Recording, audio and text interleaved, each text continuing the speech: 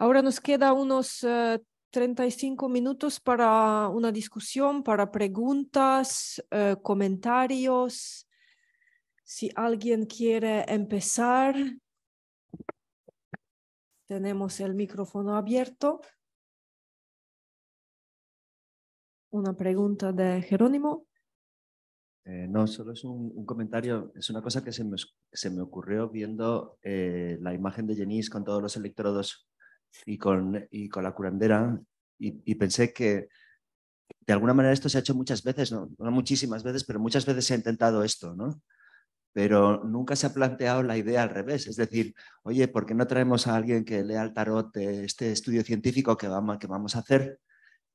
¿No? Incluso cuando lo cuentas así parece una locura. No parece una locura ponerle electrodos a alguien en un ritual, pero sí parece una locura que se pueda tomar una aproximación ritual hacia un trabajo científico.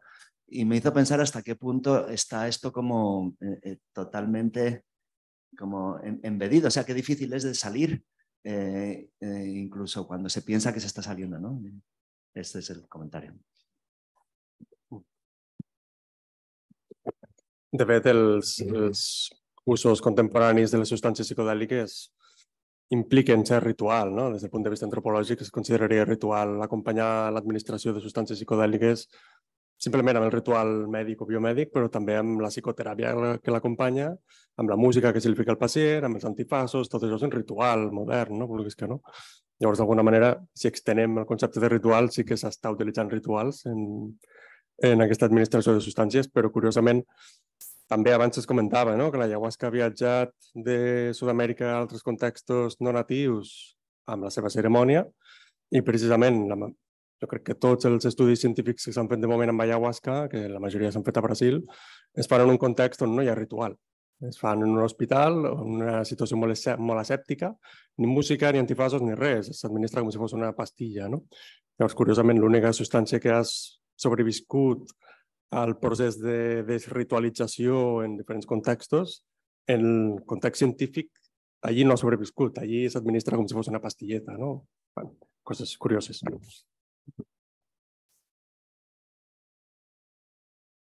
¿Puedo añadir algo a esto, aunque sea, si no, la pregunta no era para mí, pero quiero decir algo. No, porque de cierta forma es que estamos situados, ¿no? O sea, nosotros estamos de la parte de los investigadores, o sea, estamos culturalmente y disciplinariamente situados, ¿no? Y este ritual mismo que estamos haciendo ahora mismo, ¿no? De estar hablando de estas plantas y de estos saberes, pues de esta forma, y de imaginarse como ellos lo miran, ¿no? Cuando yo trabajo con José o otros Shipibo y le hago una pregunta sobre cómo vamos a hacer algo dentro de estos tentativos, ¿no? De colaboración, ellos van y toman ayahuasca para mirarlo con las plantas, saber qué me tienen que contestar. Entonces ellos sí lo hacen de mirar a lo que nosotros hacemos con sus... creo que ahí donde empieza a haber mucha arrogancia es cuando pretendemos hacerlo, o sea, integrarlo nosotros, ¿no? Sin ellos. O sea, los necesitamos a ellos para que pueda haber este encuentro de métodos, ¿no? Eso es lo que estaba sugiriendo, o sea, lo que me sorprendía no es cuántos estudios científicos, que son pocos, pero que sí que han intentado incluir la parte ritual, no que el ritual no estuviera incluido, que nosotros no hagamos nuestros propios rituales, sino que de alguna manera se nos ocurre rápidamente buscar evidencia a prueba de la medicina china y hablar de esto como un diálogo, pero en ningún momento se intenta hacer el ejercicio al revés. Porque para que, o desde luego ocurre mucho menos, de decir, oye, pues igual antes de hacer este estudio científico deberíamos que alguien lea el tarot o lo que sea, o adivine si esto es, ¿no? O sea, la comprobación en la otra dirección, la comprobación se hacía desde la ciencia mirando las tradiciones, pero no parece que se nos ocurra igual de a menudo que desde las tradiciones se mire se compruebe, ¿no? Y dices tú que lo hacen ellos, es verdad. Ellos lo hacen a su manera, claro, nosotros no sabemos leer el tarot. Pero ni se nos ocurre, ¿no?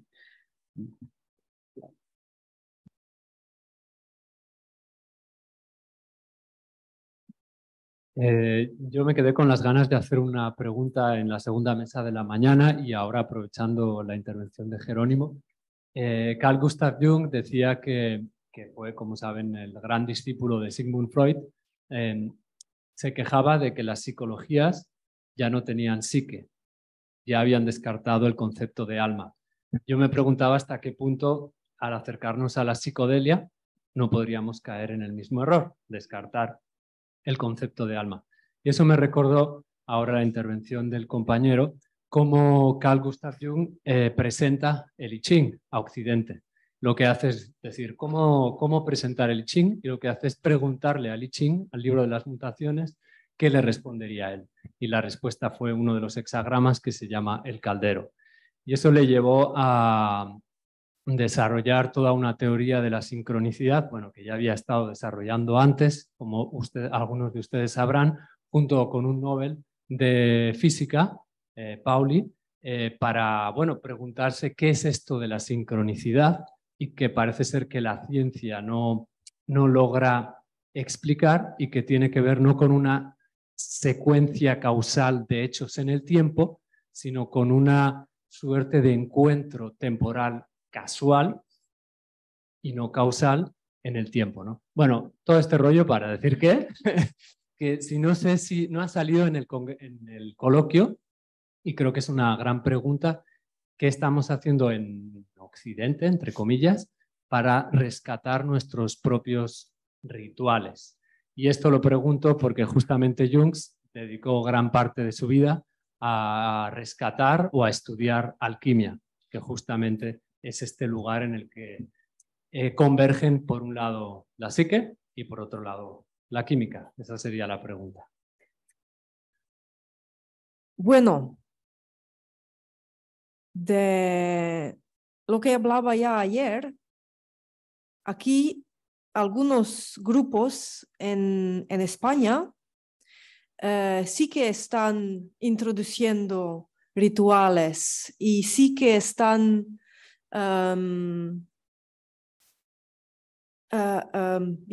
inventando o creando unos espacios que bueno, no sé si es algo lo que, como lo tienes en mente o no, pero a mí, yo lo que quería preguntar a Mireia, porque cuando nos habló sobre los rituales que hace ella con las mujeres, ¿no? Poner la sangre al árbol de la luna y hacer retiros de la luna con las mujeres donde se comparten todos estos conocimientos que también las mujeres que vienen de Europa,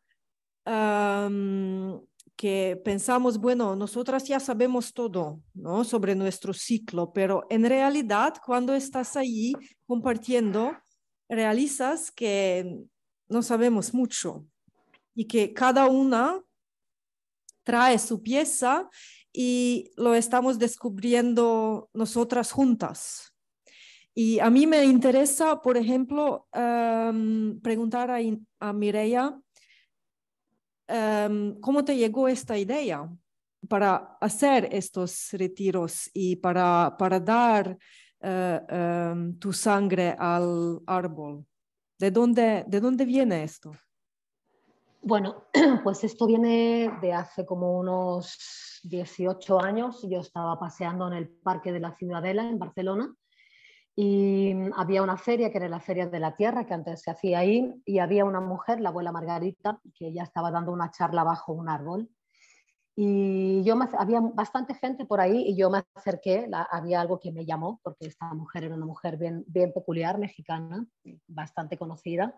Entonces ella tenía una copa en su mano con un líquido sospechoso rojo y yo me acerqué y la mujer empezó a preguntar, así hizo una pregunta general preguntando qué hacían las mujeres con su sangre. Yo me pregunté, ¿y tú qué haces con tu sangre? Yo pensé, yo con mi sangre me saco la compresa, la envuelvo en papel y Mireia, sí.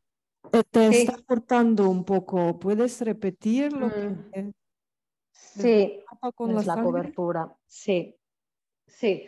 Entonces, esta mujer me preguntó directamente, ¿y usted qué hace con su sangre menstrual? Yo le contesté que yo la envolvía en un papel y la tiraba a la basura. Entonces, ella me dijo, te repito la pregunta, ¿qué haces tú con tu poder? Y claro, yo nunca lo había pensado, ¿no? Nunca pensé en la relación de mi sangre con el poder, de que yo me tiro mi poder a la basura. Entonces, a raíz de esto, la siguiente vez que yo tuve mi menstruación y fui a hacer lo mismo, tirarle en la basura, empecé a reflexionar y dije, ostras, voy a probar lo que esa mujer dijo. Entonces empecé a poner mi sangre en la tierra y al empecé a poner la sangre en la tierra, yo empecé a darme cuenta de que pasaban cosas en mi interior, de que yo me sentía mejor conmigo misma, sentía que tenía todos los meses la oportunidad de hacer un pedido para mi propia vida y eso empezó pues, la relación con mi sangre, la manera de verme, ¿no? Porque cuando yo crecí en una familia que cuando somos mujeres, pero a mí nadie me había contado nada, ¿no? Entonces, en el mensaje que trae la sangre, ¿no? Que hay mucho para poder aprender a recuperar, sentí la necesidad de empezar a compartir con las mujeres esto que no nos contaron nuestras abuelas, a mí en mi caso no nos contaron nuestras madres, ¿no? Entonces empecé a organizar en mi casa retiros para recuperar este conocimiento, para que cada mujer tenga estas herramientas de escuchar la madre, de sentarse un tiempo en la naturaleza, ¿no? Aquí en los retiros que hacemos de Luna, que es un retiro que hacemos siempre en julio, es un retiro y hacemos nuestros Otra vez, mujeres que otra vez te ¿nos está un escuchan? poco difícil ahora. Sí, No sé sí. si apagas la cámara, si va a ser mejor. A ver, ¿ahora se me Ahora escucha? podemos, sí. Sí, bueno. Entonces, en estos retiros que hacemos de mujeres, hay mujeres que se retiran en silencio y en soledad durante 4 días y 4 noches, solo para poder escuchar, porque en nuestra sociedad va todo muy deprisa y todo parece que es hacia el exterior, ¿no? Hay mucha demanda del exterior, cuando en realidad en nuestro interior reside todo nuestro poder, ¿no? Y hay mucho conocimiento en nuestro interior. Entonces, hacemos estos retiros que estamos en la naturaleza, en soledad, para escuchar, ¿no? Para tener tiempo para poder escuchar el canto de los pájaros, ver cómo pasa el día y sobre todo escucharnos a nosotras mismas, ¿no? Entonces, de mi trabajo de experimentar qué pasa con la sangre, mi trabajo de retirarme en la montaña, es que de ahí salió esta voluntad de compartir estos retiros con las mujeres que ya venimos haciendo de hace como pues, unos 14 años más o menos en casa. Y lo que comentabas tú de que, claro, en realidad vamos rescatando los conocimientos, porque yo recuerdo algunas cosas, vienen mujeres que traen otros conocimientos y estos encuentros de mujeres son muy ricos porque se comparten muchos saberes de otras culturas también, ¿no? Entonces, cuando nos juntamos se crea una energía muy bonita. Las mujeres cuando nos juntamos generamos oxitocina, que es esta hormona del amor, ¿no? Del bienestar. Entonces nos hace muy bien encontrarnos, nos hace muy bien compartir, nos hace bien el poder trabajar en equipo, reconocer cuáles son nuestros dones y de esta manera pues restablecer los vínculos que nos unen como mujeres. Y este punto, el de restablecer los vínculos que nos unen como mujeres, es mi propósito en los trabajos que hacemos en casa, en los retiros. Eso. Muchas gracias, Mireia. ¿Alguien más tiene una pregunta?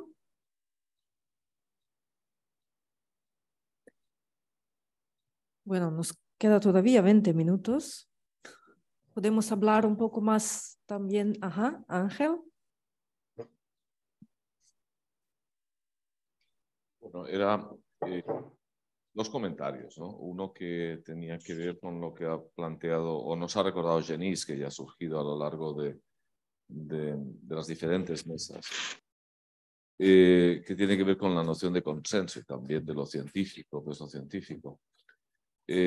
Claro, el consenso es un concepto que no tiene nada científico, es un concepto político y a veces se vende como científico, porque sea un consenso político entre científicos no significa que sea científico. Es decir, podemos estar todos de acuerdo en que el tabaco no hace daño y fumar muchísimo como hace unas décadas y estar equivocados. Es decir, que el consenso no tiene nada que ver con lo científico.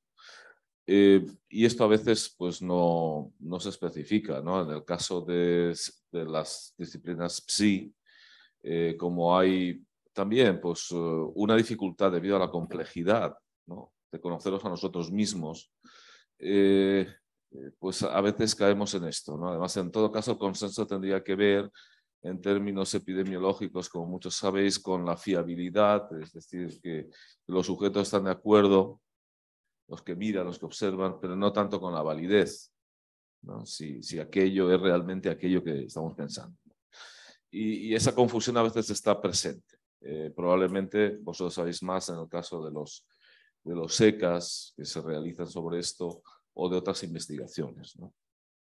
O sobre la negación o los criterios ya muchas veces ya más morales, de decir estas sustancias no. ¿Y por qué no? Por consenso. Y ese consenso lo vendéis como científico cuando en todo caso es una decisión política, ¿no? A mí me parece que ese punto es importante y que insisto con lo que comentaba ayer de recordar a Tulio Sepili, ¿no? de la falta de cientificidad, no el exceso, ¿no? La crítica por ahí, porque de todas maneras me parece a mí que si entendemos lo científico como, lo podemos entender como integrador de formas de conocimiento, aunque tenga una metodología específica y sobre todo una serie de principios. A mí me gusta recordar a Aristóteles con aquello de que todo conocimiento nace del asombro, y el asombro es antidogmático. Y me gusta entender, por ejemplo, la antropología como una vacuna contra el dogma, ¿no? Contra el dogmatismo. Entonces, creo que desde ahí se pueden tender puentes interesantes. Si no llegamos a el planteamiento que también ahora recordaba una frase de Gramsci, que era aquello de se espera tanto de la ciencia que se la concibe como una brujería superior, o algo así decía. Que antes hablaba pues, la ciencia, la brujería, ¿no? El chamanismo, ¿no? Claro, hay algo de brujería en lo científico, depende cómo se articule, en el buen sentido y el mal sentido, lo digo en un sentido neutro más bien.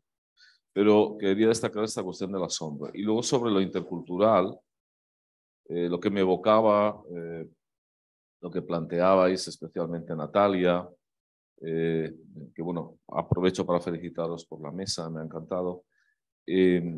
Claro, intercultural a veces parece más una aspiración, ¿no? Que una realidad. Entonces, cuando se va al plano, ya entiendo, legal y político, se está pensando en cómo deberían ser las cosas, no tanto cómo son, ¿no? Entonces, crear unas bases, unas condiciones de posibilidad de cómo deberían ser las cosas. La interculturalidad pasa por un espacio intersticial, en donde llegamos a un acuerdo, un mínimo acuerdo, creamos un mínimo código común para entendernos, para posibilitar el diálogo, para aceptar la diversidad, para aceptar la diferencia. Pero generalmente lo que hay más es una multiculturalidad, una pluriculturalidad, una diversidad ordenada o desordenada, más bien desordenada. Entonces, en lo inter, también lo inter en el fondo es también una dimensión política, ¿no?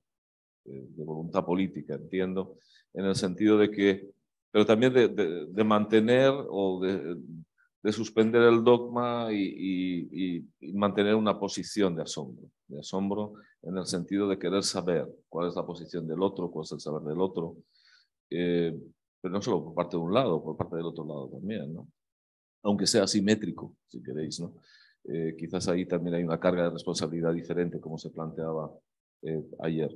Pero claro, en lo inter es necesario ese espacio de intersticial, de encuentro, un espacio de encuentro. Lo inter es un espacio de encuentro. Entonces, ¿cómo se posibilita ese encuentro? Es una gran complejidad. ¿Cómo se articula también una actitud de respeto, ¿no? cómo se construye colectivamente algo que me parece una iniciativa necesaria, ¿no? En un contexto y un momento como el actual planetario, con unos desafíos planetarios importantes, en donde digamos que lo intercultural o ese diálogo muchas veces cede, como bien sabemos, cuando es más necesario quizás que nunca, ¿no? Debido a una serie de condiciones, o al menos tenemos elementos para ser conscientes de que es necesario, de que sería necesario esa interlocución que puede implicar desde el respeto por la naturaleza, la articulación de políticas, etcétera. Pero claro, lo intercultural es un espacio complejo que necesita de una cultura común, de un mínimo de cultura común. Entonces, bueno, estas serán las dos reflexiones que, entre otras, me sugería, que pensaba que igual podía estar bien trasladarlas a la mesa. Gracias. Como reacción, bueno, como dijo usted mismo, ese mínimo de cultura común se hace casi solo, se hace de forma desorganizada, pero se hace a su manera, o no, o un poco o mucho. Creo que lo que ha sido defendido en esta mesa, y pienso no solo en mi intervención, sino en el de Natalia también, es que estos encuentros son posibles cuando se crea espacio al mismo tiempo para personas y su manera de hacer las cosas, y para territorios.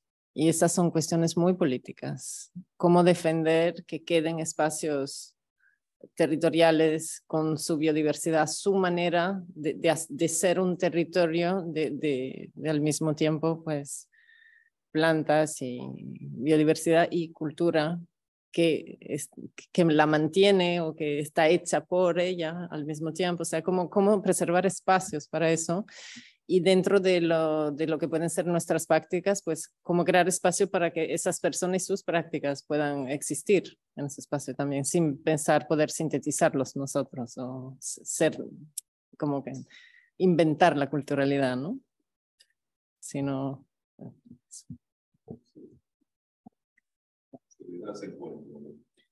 Sí, sí.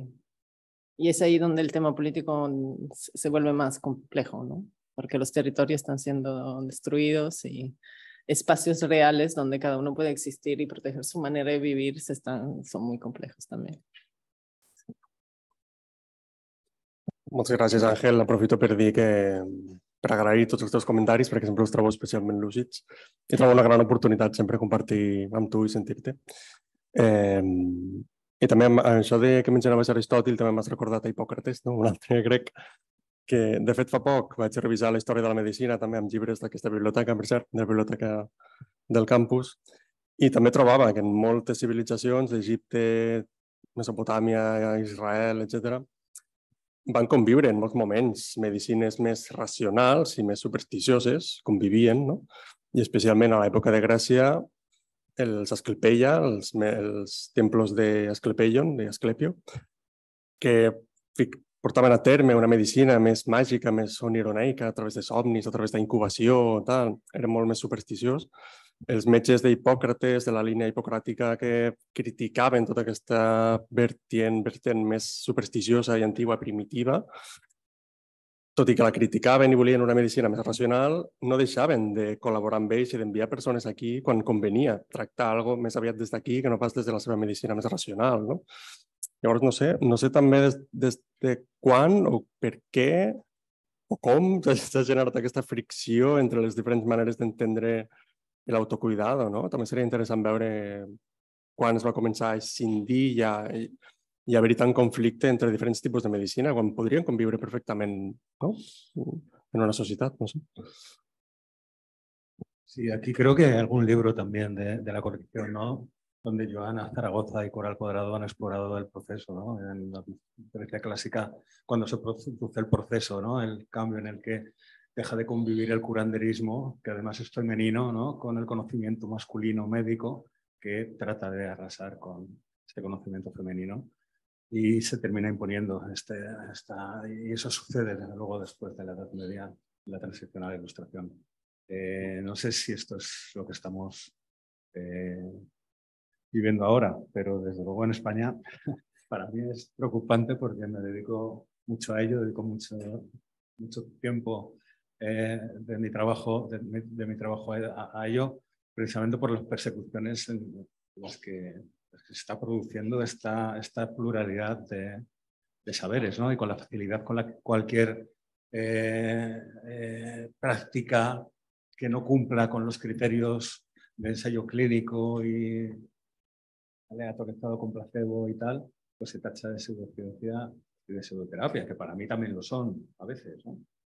Pero bueno, yo creo que históricamente sí que se ha estudiado y ahora yo creo que lo interesante es cómo podemos hacer o qué estrategias podemos establecer para revertirlo. Estos ejemplos son interesantes, ¿no? Los que se han traído aquí a esta mesa. Y a mí en este sentido me gustaría saber más, ¿no? de los encuentros, ¿no? Porque establecer simplemente unos encuentros es suficiente. Hacer dieta con José López, ¿qué posibilidades de cambio, ¿no? De acción o de operar, ¿no? en estas políticas públicas, ¿no? Pueden tener estos tipos de investigación. Yo también me uno a esta pregunta y quiero añadir un poco más, como estamos en la universidad aquí, parte del departamento de antropología, que también me interesa la metodología que estáis utilizando en su proyecto en comparación con metodologías convencionales. Entonces, también si puedes un poco añadir sobre esto. Sí, bueno, en parte una respuesta es que hacemos lo que nuestro tipo de trabajo permite. O sea, damos voz, escribimos, publicamos, damos conferencias y al final es así como vamos intentando, ¿no? Comunicar sobre eso, enseñar sobre eso y publicando, intentando pues participar a los debates que hacen de una forma o de otra para desplazar algunas cosas, pero claro que siempre hay la pregunta de cómo se podría ser más eficaz, ¿no? Tener más impacto con esto. Y claro, ¿cuál es la...? Sí.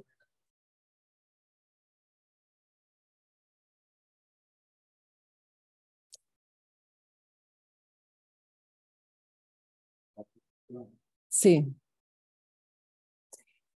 Es que, bueno, esto me hace pensar al mismo tiempo al reconocimiento de la medicina tradicional, como más legitimidad de la medicina tradicional en Perú mismo, o sea, en esos países donde de todas formas ya es legal y donde hay o sea, es como un combate que tiene distintas caras según donde lo situamos también, ¿no? Y entonces, claro, cuando uno hace investigación científica está también situado en la universidad o en centros de investigación, entonces siempre el combate está ahí donde uno logra situarse, ¿no?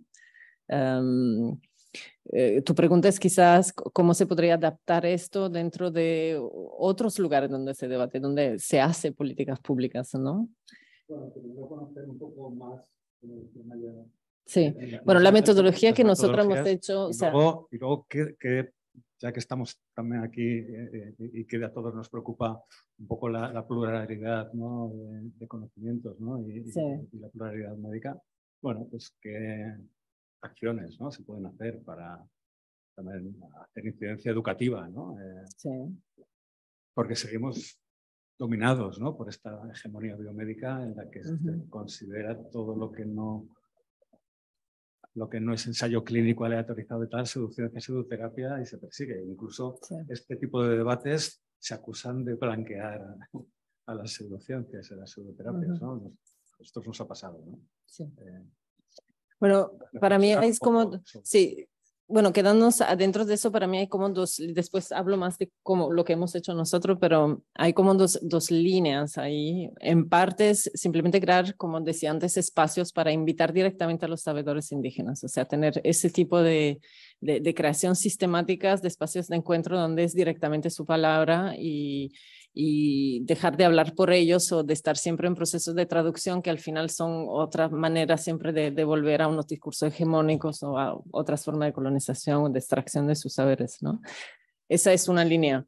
La otra línea, que es la que he intentado abrir en este tiempo, es pasar por los métodos y el tipo de prácticas que ellos sustentan, como yo pienso que es por la metodología que podemos entrar al mismo tiempo, entrar en un espacio donde logramos estar más allá del debate de la materialidad y la creencia y ese tipo de binarios que siempre nos están como limitando en profundizar las posibilidades de encuentros ontológicos, epistemológicos, ¿no?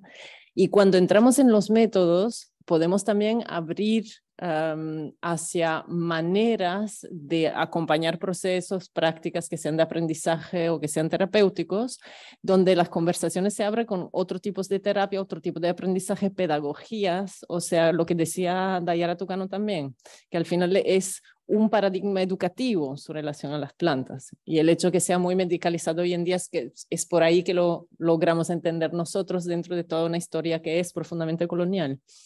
Entonces yo pienso que concentrarse en los métodos, los procedimientos y ver con ellos de qué manera los métodos pueden como mínimo estar en conversación, si no encontrarse más concretamente, ¿no? Y eso es lo que hemos intentado hacer en el proyecto. O sea, al final nos hemos dejado, quizás más que en otros tipos de investigaciones más tradicionales de nosotros, enmarcar por sus protocolos dentro del proceso de encuentro, ¿no? Y entonces hemos dejado que los tiempos, la ausencia de garantía del proceso puedan ser parte de un proceso de investigación. Entonces, ir con preguntas, pero para que las preguntas puedan cambiar, ir dentro de un marco de dieta, donde al final es la dieta la que determina si se puede hablar, cuándo se puede hablar, cómo se puede, y de qué se puede hablar al final, ¿no? Y intentar escribir algo con eso, para que sean las prioridades de ellos, o por lo menos para que puedan surgir y las podamos mirar, en vez de llegar como demasiado, o sea, preocupado por rellenar nuestras cajitas, como decía Dayana. Interesante. Y claro, publicáis papers, ¿no? Sí. Como se hace siempre, con ellos como autores, pero vuestra aportación, ¿cómo se transmite a su cultura? ¿En la cultura de ellos? ¿O hay una aportación de nuestra cultura que transmitís vosotros hacia su cultura, ¿no? Porque... Bueno, esto es el libro. El libro es un poco una respuesta a eso en su intención. Por lo menos habrá que ver pragmáticamente a dónde va ese libro, ¿no? Pero el proyecto está como asumiendo los gastos del libro para que el libro sea completamente gratuito, disponible en Internet. Es en castellano. Como primer idioma lo vamos a traducir en francés y en inglés después. Y el libro está escrito, aparte un prefacio, una coda, es un diálogo en parte reconstruido en el sentido que son conversaciones que han tenido lugar en distintos momentos, pero las palabras de José son las palabras de José dentro de un diálogo donde se ve en qué forma estamos buscando importancias comunes o encuentros de temas. Y entonces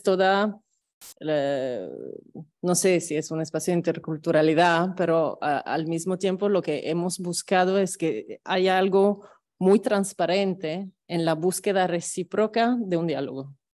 Y entonces esa forma y que eso, para José lo que era importante es que el libro pudiese ser algo tan interesante para el mundo blanco o científico como para su comunidad. Entonces, rendiéndolo disponible, electrónico, en papel también, gratuito, y en castellano, estamos intentando eso, pero habrá que ver también, sí, la tradición de leer no es una tradición muy shipio, claro. Y ha surgido la idea de hacer como unas emisiones de radio, porque escuchan mucho la radio, por ejemplo. Pero de cierta forma, aunque su conocimiento no funciona así, se ha creado un archivo para ellos también, de la perspectiva de un curandero en un momento dado sobre lo que significa trabajar con gringos, porque es eso, al final no es un compendio de su medicina, no hemos ido a eso, es lo que él quiere decir tanto a su comunidad como a los gringos qué es estar en esa situación. ¿Cuál ha sido el código como Bueno, años de amistad, entonces una relación de confianza donde yo me he tomado mucho tiempo sin necesariamente tener preguntas precisas o tener que escribir un paper. Y entonces simplemente tiempo para ver dónde se podía situar una confianza y cómo la podíamos construir con él, con su familia. Y luego, pues luego llegó el momento en que él dijo, vamos a escribir un libro, fue su idea. Sí, en parte me imagino porque es que sabe hacer esta gringa, sabe escribir, pues vamos a escribir un libro. Pero sí, o sea, llegar a un punto donde se ha vuelto, tiene un sentido para él escribir un libro y luego el proceso de escribir el libro es como hacer que el sentido que él le puede dar y el que yo le puede dar se puedan encontrar. Y eso está en el libro mismo, como ese interés se va encontrando en distintas temáticas, sí. Gracias, sí, tendría que ser rápido ya. Estamos... Yo quiero... Rápidamente, solo decir que los Shipibo, tradicionalmente, cuando se dieron cuenta que los blancos eran tan poderosos, pensaron que uno de los motivos eran sus libros, de donde sacaban ese poder, especialmente un libro que todas y todos conocemos, la Biblia, pero también muchos otros libros, y entonces empezaron a dietar libros. Puede ser que esto sea la aportación que hagáis, ¿no? Que empiecen a dietar este libro. Estaba pensando en esto, sí. Que dietan, y de eso el mismo José López alerta, cuidado con dietar libros, porque se puede leer el libro o dietar el libro por el poder que tiene la persona que habla en él. Tal vez esto es una aportación mística que también deis a los chicos, quién sabe. Qué interesante. ¿Y ponen a macerar las páginas o no? No se preparan primero, ¿no? No, me haces pensar también a Jean-Pierre Chomey, que había escrito sobre los yaguas, que utilizaban la Biblia como se imponían la Biblia sobre un cuerpo y se había vuelto parte de la práctica, el poder del libro blanco, ¿no? El blanco. Yo tengo una pregunta muy práctica porque el proyecto Healing Encounters es el primer proyecto que fue financiado por el European Research Council en el tema de ayahuasca. Y ahora tú dices que, bueno, vas a hacer trabajo de campo sin preguntas hechas antes, sin que necesariamente hay que escribir un paper, ¿no? Con todas estas cosas abiertas, aplicando con este proyecto a una institución. ¿Cómo recibiste el dinero? Sí, no, hay una diferencia de temporalidad en lo que dije. O sea, mi amistad con José es previa a este proyecto. Entonces, todo ese tiempo en que se ha construido una confianza y una amistad con su familia, eso existía antes del proyecto. Cuando llegó el proyecto, es el momento en que yo le dije, hay un proyecto, ¿qué vamos a hacer? Y es ahí donde vente a dietar, para que miremos si es posible colaborar. Y ahí hice una primera dieta. Y ahí empezamos a hablar de unas cuantas cosas que son como unos temas, que luego se han traducido en un artículo que está ahora casi siendo publicado y en el libro. Y luego una segunda dieta donde se empezaron a grabar conversaciones. Entonces, todo ese tiempo, el hecho de entrar en el proyecto Healing Encounters fue el momento en que él también se planteó ¿Qué podemos hacer? Y de ahí surgió la idea, bueno, vamos a escribir un libro. Entonces hay que separar las dos cosas. Y ese tiempo que yo me di para hacer investigación de esa manera, yo enseñaba, entonces vivía de la enseñanza y hacía investigación a mi manera. Entonces tenía esa libertad.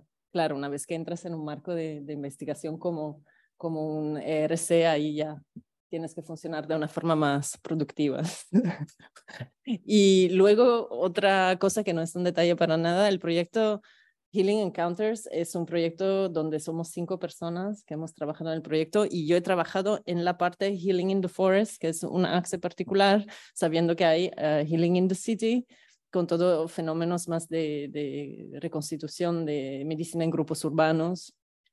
en grupos neo-ayahuasqueros y las religiones de la ayahuasca brasilera, y Healing in the Clinic, donde el proyecto ha hecho una cartografía de lo que se está haciendo en laboratorio, en ensayos.